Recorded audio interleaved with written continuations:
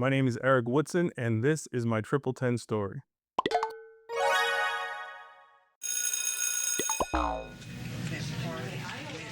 I'm kind of a jack of all trades. Before I worked in retail sales and commission-based sales for a very long time. I built yachts. I've been an apprentice technician. I've kind of done a bunch of different jobs, commission-based sales over and over and over again, and then kind of got burnt out and decided to look for something a little bit different with more consistency. Either working with people or doing anything that has to do with tech. So that's what kind of brought me to TripleTen. We have a really, really good trade school nearby. So I was like, you know what? Going down the HVAC route, I paid for the classes, everything. I was supposed to start the class. The day of the class, I get a phone call from them. I'm thinking that they're just confirming I'm going to show up. Come to find out, I guess the teacher had an emergency and they needed to cancel the entire class. Back to the drawing board. I'm still going into work every day. You know how phones listen to you all the time. TripleTen kept popping up on social media. I'm like, you know what? Let me give this a shot. So I looked it up, looked at reviews, and it seemed pretty good. When I do research, I go pretty heavy. So I was pretty sure when I made the decision. Ironically, I started off doing software engineering and then I switched to QA. I enjoyed some of it, in all honesty. HTML, CSS. I still use it now. I was able to kind of design a website for a friend of mine. I'm a person that loves personal interaction. To me, it came off a little lonely being a coder or a software engineer. So then I ended up switching to QA, and that really I enjoyed it. It used a lot of my skill set that I already had. There was a lot of collaboration within testing certain things, especially with the being able to pair up with other peers. Um, so I thought it was a natural fit. So that's why I ended up going that route. I'm a night owl, so I was always up late doing my projects or things like that, being at the computer, with my snacks and my coffee.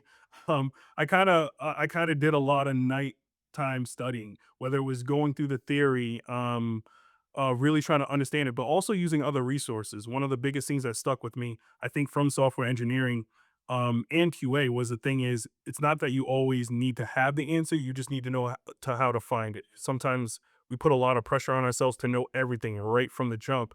Uh, but unfortunately, sometimes that sets us up for failure and kind of gives us a bad taste in our mouth, so to speak. So having a realistic view that these learning these things will take time. And I think QA allowed me to do that.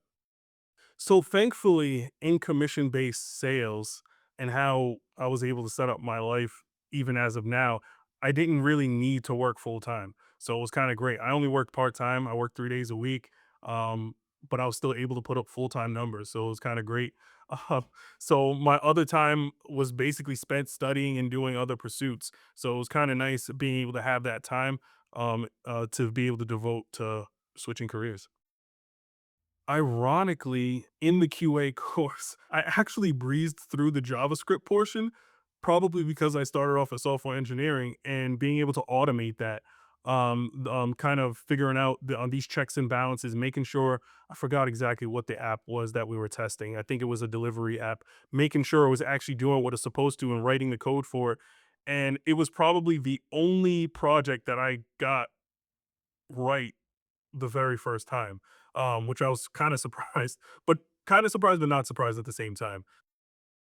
I'm extremely hard on myself, just in day-to-day life.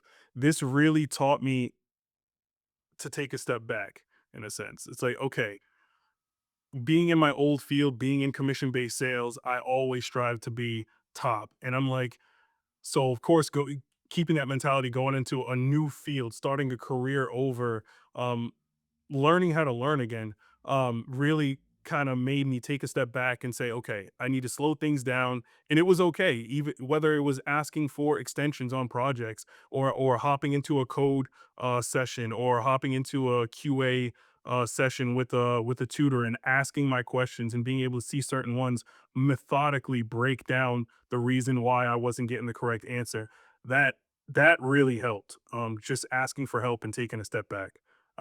That's one of the biggest things, especially when you're switching a career. I honestly think one of my favorite things in the whole Triple Ten experience was the career acceleration program, to be honest. Just being able to have that one-on-one time, even with your career coach, and just understanding that what you're going through isn't uncommon. There's a lot of people going through the same.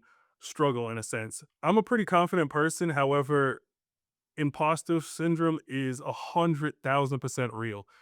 So second guessing yourself, oh, I shouldn't go for that job because that job says you need a million years of experience. I'm not going to go for it. The career acceleration program, my coach was Tony, and he was able to kind of give me that boost I need. It's like, no, you have the skills. Okay, let's look at your resume. Okay, see, this correlates with X, Y, and Z.